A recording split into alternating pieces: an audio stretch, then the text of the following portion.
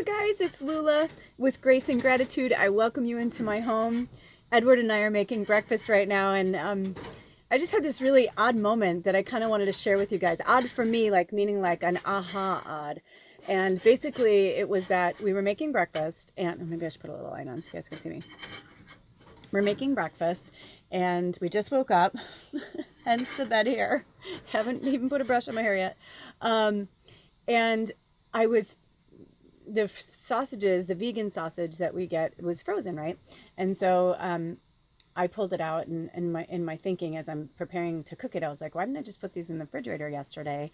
I only put them in the freezer when I'm not sure when we're going to eat them, but I knew we were going to eat them in the next few days. So I started to say to Ed, man, I wish I had put these in the fridge last night. And I stopped myself, and then I looked at him and I go, why do we punish ourselves for things that happened in the past? Why do we do that? You know, like, why do we punish ourselves? And I thought,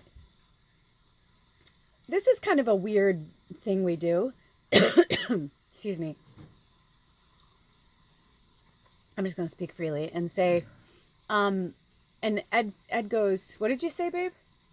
Because we're programmed to punish ourselves from the way we were raised and through the system and the government. Because we're raised to punish ourselves. And I was like, it was the way he said it. And I'm like, oh my gosh. I'm like, that's really profound. Yes, we were raised to punish ourselves. Right? Because we were raised in fear. Especially if you come from a religious background where your deity, you feared your deity. You were taught, and it was blasphemous if you didn't fear your deity, right? You feared your deity, you feared your parents, your teachers, your elders. It was fear, fear, fear. But I said to Adam, like, is it the fear though that how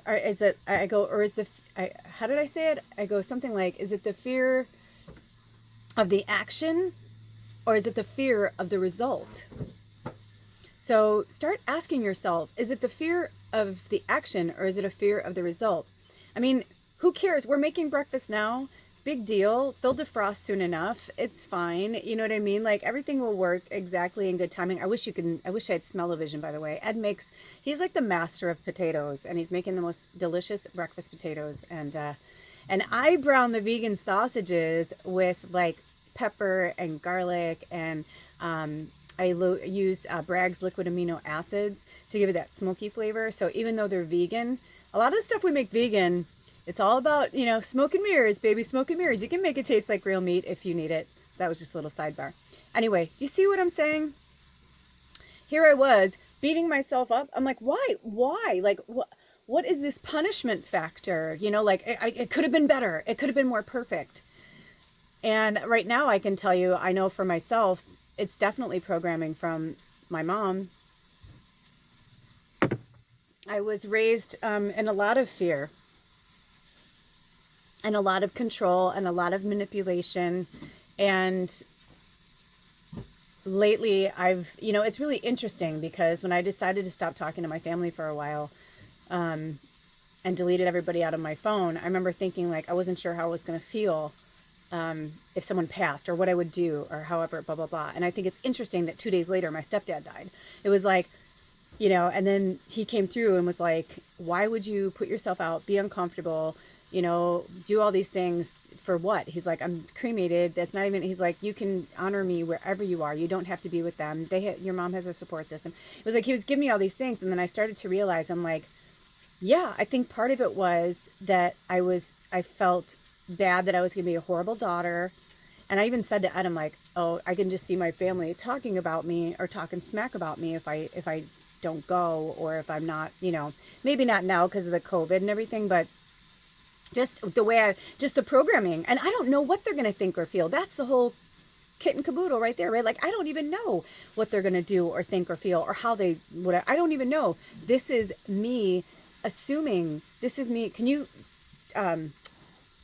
the sausages. Thanks, sweetie. And turn the heat down, maybe. You know what you're doing. And I don't know. It's just a lot of things. There's just a lot of things that I'm realizing, and things that I didn't even realize were programming from my parents, or, I was like, but that's my mom, and I'm like, oh, I can still be me and be around her, or I can still this, or I can still do that. And I'm like, no, I can't. No, I can't. Because when I'm not around the people that hold me back, or that I'm concerned in any fear, that of what they're going to think of me or whatever, I just have to be like, I don't really care. I can't care. I don't have the luxury to care. And also, I am a spirit guide. I'm a light worker. I came here to have a human experience and be alive during this time. But like, that's not all I do. That's not all I am.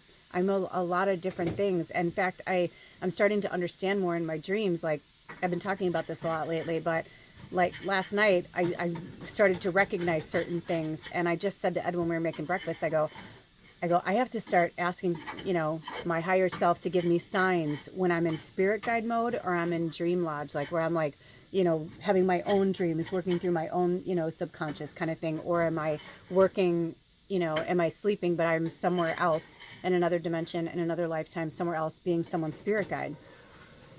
And when you realize that you're a multidimensional being, like I am, it's like, I mean, I love my Earth family, but it's like, this is such a small blip on the radar. We obviously know each other. We've obviously been together before. And, it's like, I'm not losing anything. If I don't talk to them again this lifetime, yeah, it's kind of sad, but it's also like, I'll see them again. I know, like we'll play this out somewhere else or whatever, like, or maybe we won't, maybe we won't. I don't know. But it just got me thinking about how we keep going in the past. And it's like, why do we go to the past and then punish ourselves in the present for something that we did in the past? That's the decision we made at the time. I didn't think anything of it. Ed came home from the store. He threw him up in the freezer. If I were meant to put him in the refrigerator, I'm sure my higher self would have been like, hey, you know what? Throw those in the fridge. We'll probably eat those in a few days. They don't need to be in the freezer. But I didn't. It's such a silly, that's what I'm saying. It's like, they say don't mind the little things because they're all little things. That's what it is. And that's what I'm here to tell you guys. It's like, it's the little things. It's all these little things. But when Ed said the word punishment, it just, and I'm like, yeah. Because are we really afraid of the act, or are we afraid of the result of the act? Right? You want to go out with your friends, you're in high school, you're not supposed to stay out late, but you're having such a good time that you're like, well, I can go home right now, or I can have this memory forever, and I can have this memory forever and then be grounded for a week. You know what I mean? Whatever your parents did, you know what I mean? Or punished or whatever. That was using our free will even then.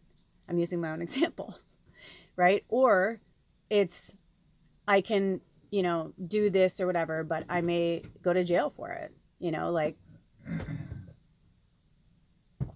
so start asking yourself, like, when you're beating yourself up about something, especially something that happened already, you can't go back and do it. We're watching this TV show called Timeless, and it only had 2 seasons. I don't know why, because we're still in the first season, but it's so good. I said to Ed, I go, the acting's good, the scripts are good, the stories are interesting. I don't know how close to history they are, but maybe that was why, I don't know.